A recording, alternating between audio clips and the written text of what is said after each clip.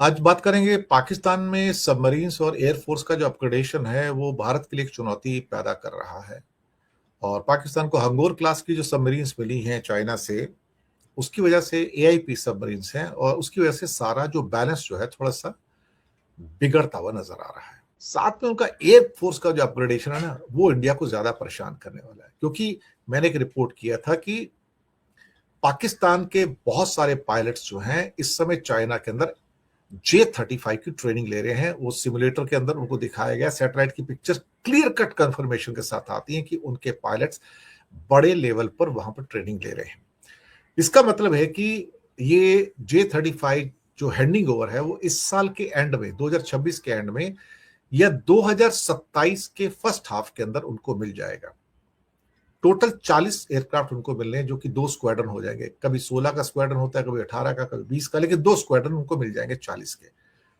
Fifth generation के 40 aircraft होना मुझे लगता है किसी भी मुल्क के लिए एक बड़ा अचीवमेंट है। हमारे पास फिफ्थ जनरेशन नहीं है।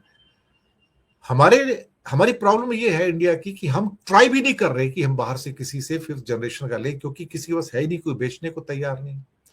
चाइना हमारे दरवाजे के ऊपर 400 J-20 फिफ्थ जनरेशन एयरक्राफ्ट लेके बैठा है, साथ में J-35 भी लेके बैठा है। पाकिस्तान 40 लेके बैठ जाएगा, तो हमारे लिए तो चैलेंजेस, चुनौतियां बढ़ेगी ना। चाइना जिस तेजी के साथ, देखिए एक चीज मैं मान के चलता हूं कि चाइना ड्रैगन है, इंडिया एलिफेंट है, सब कोई मानता है।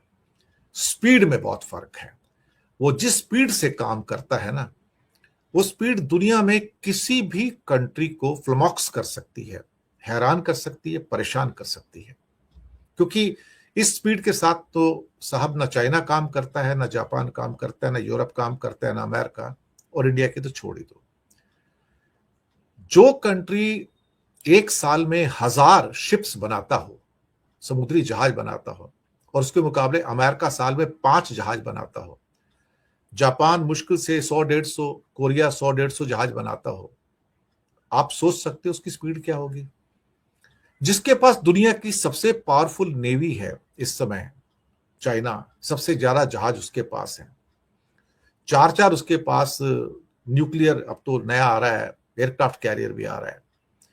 तो आप सोच सकते हो उनकी स्पीड क्या है। जहां नॉर्मल क्लास में एक कंट्री 10 साल लेता है एक एयरक्राफ्ट कैरियर बनाने में, उन्होंने 10 साल में 3 बना के खड़े कर दिए और चौथा तैयार हो रहा है। यह स्पीड किसी को बैफल कर सकती है।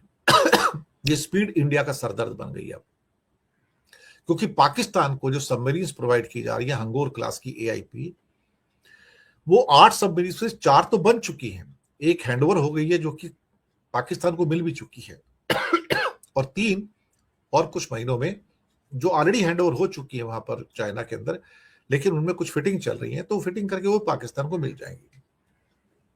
अभी हंगोर क्लास की 4 सबमरीन अभी, और उसके बाद 4 सबमरीन असेंबल करनी है उन्होंने चाइना की मदद से, वो पाकिस्तान में करेंगे। ये उनको एक किस्म से एज दे रहा है। हम 20 साल से एआईपी क्लास की जो सबमरीन है उसकी प्लान ही कर रहे हैं।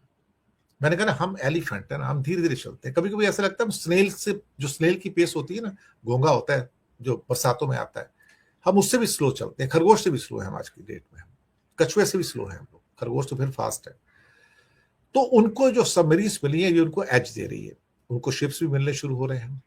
साथ में उनका एयरफोर्स का जो अपग्रेडेशन है ना, वो इंडिया को ज्यादा परेशान करने वाला है, क्योंकि मैंने एक रिपोर्ट किया था कि पाकिस्तान के बहुत सारे पायलट्स जो हैं इस समय चाइना के अंदर J-35 की ट्रेनिंग ले रहे हैं। वो सिमुलेटर के अंदर उनको दिखाया गया, सैटेलाइट की पिक्चर क्लियर कट कंफर्मेशन के साथ आती हैं कि उनके पायलट्स बड़े लेवल पर वहां पर ट्रेनिंग ले रहे हैं।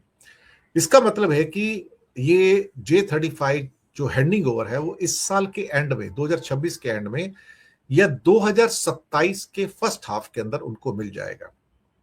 टोटल 40 एयरक्राफ्ट उनको मिल रहे हैं, जो कि 2 स्क्वाड्रन हो जाएंगे। कभी 16 का स्क्वाड्रन होता है, कभी 18 का, कभी 20 का, लेकिन 2 स्क्वाड्रन उनको मिल जाएंगे 40 के। फिफ्थ जनरेशन के 40 एयरक्राफ्ट होना मुझे लगता है किसी भी मुल्क के लिए एक बड़ा अचीवमेंट है। हमारे पास फिफ्थ जनरेशन नहीं है। हमारी प्रॉब्लम ये है इंडिया की कि हम ट्राई भी नहीं कर रहे कि हम बाहर से किसी से फिफ्थ जनरेशन का लें, क्योंकि किसी के पास है ही नहीं, कोई बेचने को तैयार नहीं। चाइना हमारे दरवाजे के ऊपर 400 J-20 फिफ्थ जनरेशन एयरक्राफ्ट लेके बैठा है, साथ में J-35 भी लेके बैठा है, पाकिस्तान 40 लेके बैठ जाएगा। तो हमारे लिए तो चैलेंजेस, चुनौतियां बढ़ेगी ना। ये बात इंडियन आर्मी को पता है, वो सरकार के ऊपर प्रेशर भी डाल रहे हैं। आप फिर से राफेल खरीदने की बात कर रहे हैं, दुनिया फिफ्थ और सिक्स जनरेशन में जा रही है, हम फिर से 4.5 जनरेशन के एयरक्राफ्ट खरीदने जा रहे हैं, वो भी इतनी महंगी कीमत पे, जो कि फिफ्थ जनरेशन के एयरक्राफ्ट से कई गुना महंगा है। वो कमीशन खोरी की बात आ जाती है ना, राफेल में कमीशन खोरी बहुत हुई है ना, तो हमारी जो सरकारी कमीशन खोरी में यकीन करती है। वो तो पहले भी राफेल का जो धंधा हुआ था 36 का, तब भी ये हुआ था। लेकिन सुखोई 57 रशिया देता तो हम लेते नहीं, फिफ्थ जनरेशन है, वहां पे हम अड़ंगा डाल देते, हमें नहीं चाहिए। F-35 मिलता नहीं हमको। तो हमारी कहीं ना कहीं जो स्थितियां है ना, बड़ी कॉम्प्लेक्स किस्म की है।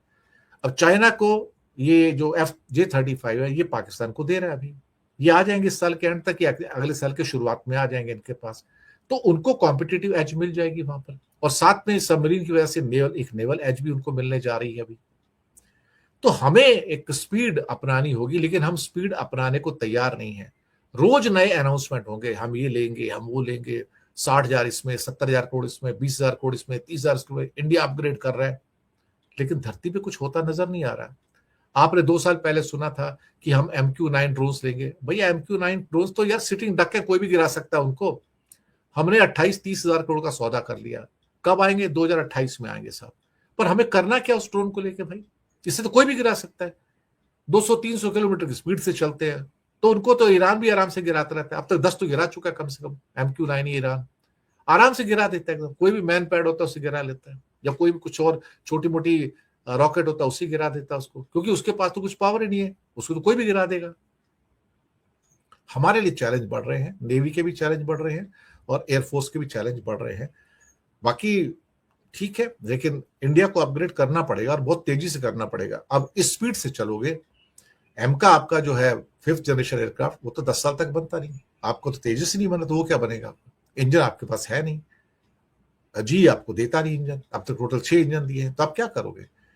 तो Tejas has become a dead project total मिला के।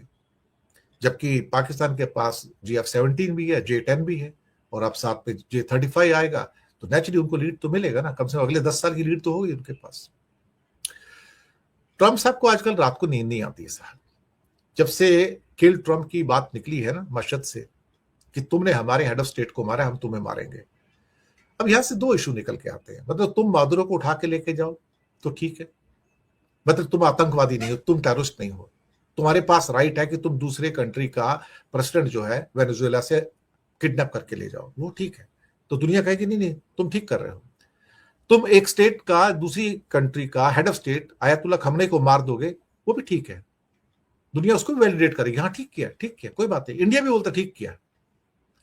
पर तुमको मारने की बात हो तो कहेगी ये टेररिस्ट है, ये हमको मार देना चाहता है, और इसने कहीं मुझे मार दिया तो ईरान के ऊपर इतने बम बरसा देना, ये मेरा ऑर्डर है कि ईरान का एग्जिस्टेंस खत्म हो जाए जमीन से। मर गए मारने वाले यार। ऐसे कुत्ते बहुत भौंकते हैं साहब, ऐसे कुत्ते बहुत भौंकते हैं। और अमेरिका के कॉन्स्टिट्यूशन में ऐसा कोई प्रोविजन नहीं है कि अगर कोई प्रेसिडेंट को मार देगा तो आप दूसरे कंट्री में हमला करके उसको इरेज कर दोगे। हुक्म वर्किंग प्रेसिडेंट का चलता है, मरे हुए प्रेसिडेंट का नहीं चलता, और मरे हुए प्रेसिडेंट के ऑर्डर नहीं माने जाते। ऐसा अमेरिका के कॉन्स्टिट्यूशन में लिखा हुआ है।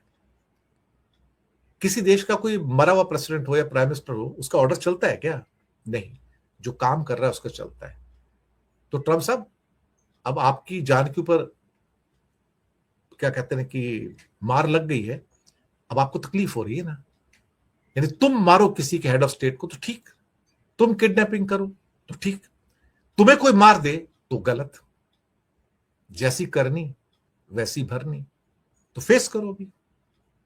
शुक्रिया आपका बहुत बहुत।